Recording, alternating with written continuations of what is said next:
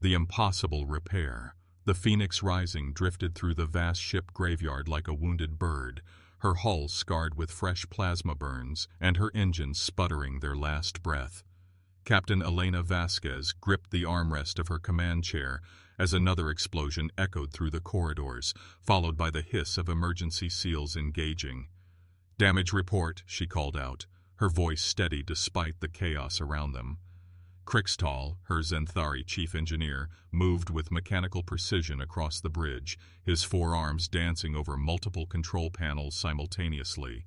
The tall, crystalline being's usually perfect posture showed signs of strain as he processed the data streaming across his displays. "Captain, the situation is catastrophic," Crixtal's translated voice carried the weight of impending doom. "Primary engines are offline. Life support is operating at 37% efficiency. Hull breaches on decks 4 through 7. Most critically, our jump drive core has suffered a cascade failure. By Zenthari engineering standards, this vessel should be classified as a total loss." Dr. Finn O'Brien, the ship's human engineer, limped onto the bridge, his coveralls stained with coolant fluid and his left arm hanging in a makeshift sling. Despite his injuries, his eyes sparkled with the kind of manic energy that his crewmates had learned to both fear and appreciate. "How long until the pirates realize we're not actually dead?" Elena asked, watching the tactical display where the raider ships were busy stripping valuable components from other derelicts in the graveyard. Zara 9, the ship's AI, materialized as a blue hologram near the captain's chair. Her appearance flickered occasionally due to power fluctuations. "Based on their current salvage pattern, I estimate we have approximately 18 hours before they investigate our position." "And skew?" Elena already knew the answer but had to ask. "Nearest friendly vessels are 3 weeks away, assuming our distress beacon reached them before the communications array was damaged," Zara 9 replied with programmed sympathy. Crixtal's crest dimmed to a pale blue, indicating deep concern. "Captain, I must emphasize the impossibility of our situation. The damage patterns show incompatible system failures across 17 different technological standards. Even if we had unlimited time and resources, Zenthari engineering protocols would require a complete shipyard reconstruction." Dr. O'Brien suddenly straightened, causing everyone to look at him. A grin spread across his weathered face. "Crix, my crystalline friend, that's exactly why we're going to fix her." "Dr. O'Brien, perhaps the trauma has affected your cognitive functions," Crixtal suggested with genuine concern. "The mathematical probability of successful repairs approaches 0. Finn laughed, a sound that seemed inappropriate given their dire circumstances. "That's where you're wrong, buddy. See, you're thinking like an engineer. Me? I'm thinking like a human." Elena felt a familiar stirring of hope. She had seen that look in Finn's eyes before, usually right before he did something that violated several laws of physics and at least a dozen safety regulations. "What are you thinking, Doc?" "I'm thinking about that Kalish cruiser we passed on the way in. Noticed she's still got her quantum resonance chambers intact. And that Thraxian merchant vessel over there has a beautiful set of ion flow regulators just sitting there, probably still functional." Finn gestured toward the viewport where dozens of derelict ships drifted in the artificial twilight of the graveyard. Crixtal's crest flashed orange with agitation. "Dr. O'Brien, those technologies are completely incompatible with our systems. Kalish Quant. Resonance operates on crystalline harmonics, while our jump drive requires plasma containment matrices. The mathematical certainty of cascade failure is exactly why it might work," Finn interrupted, his excitement growing. "Look, Crix, your people build amazing things, perfect things. Every component precisely matched, every system optimized for maximum efficiency, but that perfection makes you predictable." Elena began to understand. "You want to kitbash our way out of here." "Exactly. We're going to take parts that have no business working together and make them dance. It won't be pretty, it won't be safe, and it definitely won't pass any engineering inspection in the galaxy, but it might just keep us alive long enough to get home." Crixtal's forearms moved in what Elena had learned was the Zenthari equivalent of throwing hands up in frustration. "Captain, this is madness. The incompatibility matrices alone would require processing power we do not possess. Good thing we have Zara, Elena said, turning to the AI. Think you can handle some unconventional calculations? The holographic woman smiled, her form stabilizing as she diverted power from non-essential systems. Captain, I was programmed by humans. Unconventional is my middle name. Well, technically it's advanced, but the point stands. Over the next 16 hours, the crew of the Phoenix Rising performed engineering miracles that would have given Xanthari professors nightmares. Finn led salvage teams to 7 different derelict ships, returning with an impossible collection of mismatched components. Kalish crystals found themselves jury-rigged to Thraxian power conduits. A Vorthan gravity generator was somehow coaxed into providing structural support for their damaged hull, using nothing more than creative welding and what Finn called aggressive optimism. Krikstal documented every impossibility, his precise mind struggling to process the violations of engineering principles he was witnessing. When Finn successfully integrated a Zephyrian atmosphere, EEC processor with their life support system using parts from a food replicator and a broken waste recycler, the Xanthari engineer experienced something his species rarely encountered: cognitive dissonance. This should not function, Krikstal muttered, staring at readings that clearly showed the cobbled-together system working at 93% efficiency. And yet here we are, breathing clean air, Elena replied, checking the tactical display. The pirates had finished with their current target and were moving toward their position. In the engine room, Finn was performing what could only be described as technological surgery. The jump drive core, originally a marvel of Terran engineering, now resembled a metallic spiderweb connecting components from a dozen different species. Crystalline resonance chambers hummed in harmony with plasma containment fields, while quantum flux regulators somehow managed to coexist with graviton manipulators that had been designed 3 centuries apart by civilizations that had never met. Zara, how are the calculations holding up? Finn called out while welding a Bentheri neural interface to what used to be their navigation computer. It's like trying to conduct an orchestra where every musician is playing a different song in a different key, the AI replied. Fortunately, I've found that treating the entire system as a jazz improvisation rather than a classical composition allows for significantly better harmony. That's actually not a bad analogy, Finn admitted, stepping back to admire his work. Krix, fire up the power coupling tests. The Xanthari engineer complied, though his movements were sluggish with what Elena recognized as existential shock. Power flow is stable. Impossibly stable. The resonance feedback should be creating cascade failures, but instead it appears to be generating a harmonic amplification effect. Sometimes the best solutions come from breaking all the rules, Finn said, wiping grease from his hands. Captain, we should have enough power to make a short jump. Won't be pretty, and I can't guarantee what system we'll end up in, but it'll get us away from the pirates. Elena felt the familiar weight of command as she considered their options. Stay and face certain death at the hands of pirates, or trust in human ingenuity and take a leap into the unknown aboard a ship that shouldn't be able to function. All hands, prepare for jump, she announced over the ship's communication system. And somebody might want to warn the passengers that this ride's going to be a little bumpy. As the Phoenix Rising powered up her impossible hybrid drive, space around the ship began to shimmer with energies that no single species had ever harnessed. Kalish crystals sang in frequencies that resonated through Thraxian circuits, while Vorthon gravity fields danced with Terran plasma in ways that created entirely new forms of spatial distortion. The jump itself was unlike anything in galactic records. Instead of the smooth transition typical of conventional drives, the Phoenix Rising seemed to tear through space-time itself, leaving ripples that would puzzle astrophysicists for decades. But when the impossible energies finally dissipated, they found themselves in a stable system, alive and intact. Well, Elena said, settling back in her command chair as normal space reasserted itself around them. That was different. Krikstal stood frozen at his station, staring at displays that showed all systems functioning within acceptable parameters, despite being built from components that had no right to work together. Captain, he said finally, his voice carrying a note Elena had never heard from him before. "I believe I need to fundamentally reconsider my understanding of engineering." "Doctor," O'Brien's laughter echoed through the bridge. "Welcome to human logic, Crix, where the impossible is just another word for haven't tried hard enough yet." The Galactic Revolution. 3 months later, Captain Elena Vasquez stood in the most prestigious engineering facility in the known galaxy, surrounded by representatives from every major spacefaring species.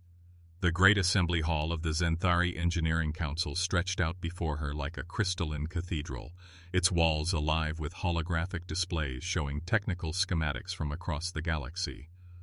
High Engineer Vorthok, the most respected technical mind among the Zenthari, approached with the measured steps of someone who had spent centuries perfecting his understanding of how the universe worked. His crystalline form towered over Elena, but his posture showed uncertainty rather than authority. "Captain Vasquez," Vorthok's translated voice carried undertones of confusion that his species rarely displayed. "The preliminary reports of your vessel's modifications have created considerable discussion among our engineering corps." Ambassador Chen Wei, Earth's diplomatic representative to the Galactic Council, smiled warmly at Elena. "What High Engineer Vorthok is too polite to say is that your little repair job has turned the entire galactic engineering community upside down." Dr. Finn O'Brien emerged from a crowd of fascinated alien scientists, each of whom had been trying to understand his explanations of creative compatibility matrices and intuitive system integration. His hair was even more disheveled than usual, and his eyes held the gleam of someone who had spent weeks explaining the impossible to minds that operated on pure logic. "Elena, perfect timing. I was just explaining to Professor Zilthara here why a Kalish resonance crystal can be made to harmonize with Thraxian ion flow regulation." He gestured toward a spider-like being whose multiple optical sensors were focused on a holographic display showing the Phoenix Rising's hybrid systems. "And the explanation is?" Elena asked, though she suspected she knew the answer. "Because humans said it could," Finn replied with a grin that made several nearby aliens step back in alarm. Crixtal materialized beside them, his crest displaying colors Elena had never seen before. Over the past months, her chief engineer had undergone what could only be described as an intellectual metamorphosis. The rigid perfectionist had been replaced by someone who asked, "What if?" instead of, "Why not?" "Captain, the demonstration is ready," Crixtal announced. "Though I must admit, even after 3 months of observation, I still experience processing difficulties when attempting to explain how our systems achieve their current efficiency ratings." The demonstration that followed would be remembered in galactic history as the moment when the impossible became merely improbable. Elena and her team had constructed a working model of their hybrid drive system, complete with components that should have been mutually exclusive. More importantly, they had solved 17 different engineering challenges that had stumped galactic civilization for centuries.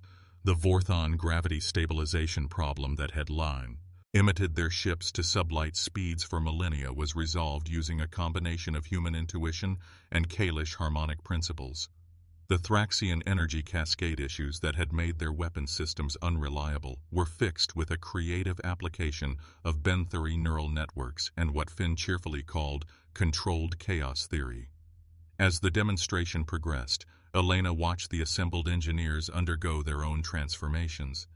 Species that had operated within rigid technological paradigms for thousands of years suddenly found themselves confronting possibilities they had never considered.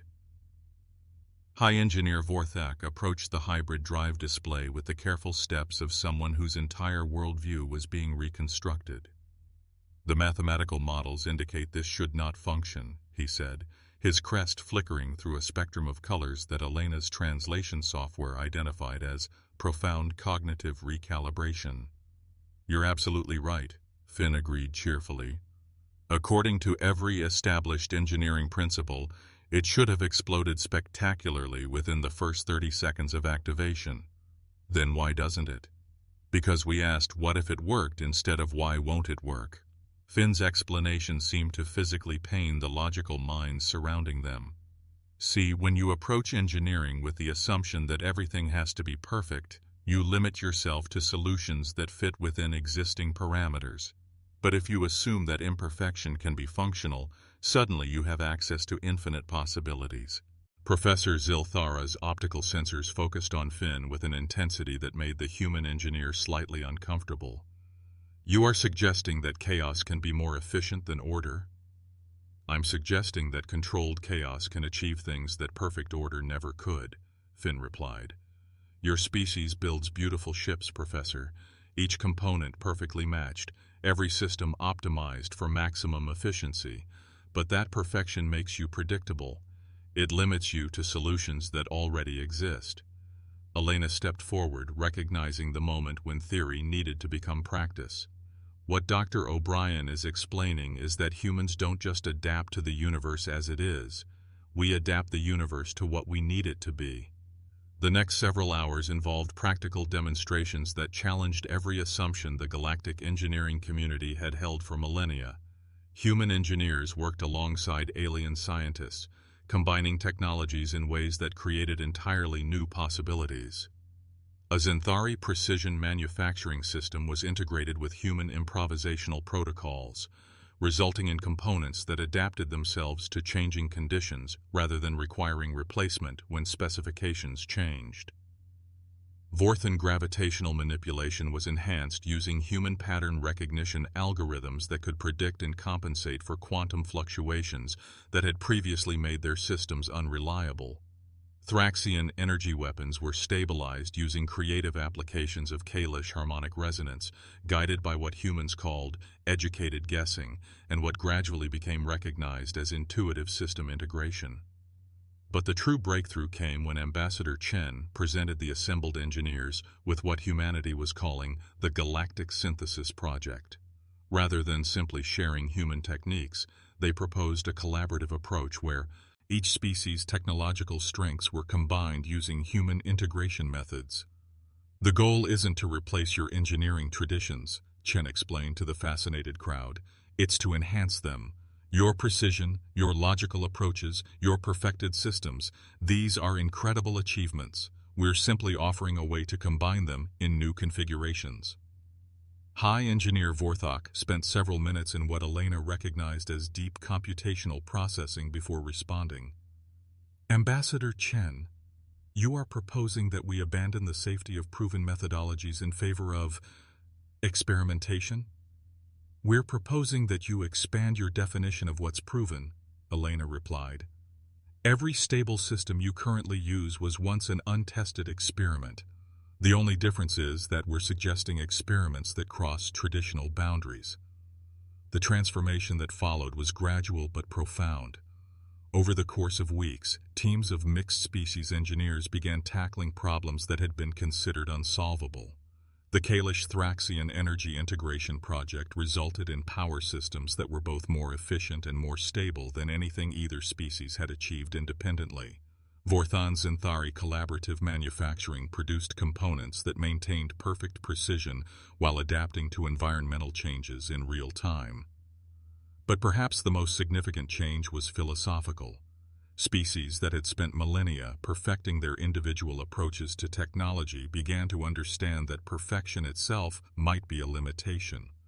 The human concept of good enough to work challenged the assumption that only optimal solutions were acceptable solutions. Dr. O'Brien found himself appointed as the first Director of Integrative Engineering for the Galactic Council, a position that had never existed because no one had previously imagined that it could be necessary. His first official act was to establish what became known as the Phoenix Protocols, engineering guidelines that encouraged creative integration of incompatible technologies under controlled conditions. Krikstal was selected to head the new Mixed Species Engineering Institute, where young engineers from across the galaxy would learn to think beyond the limitations of their individual cultures.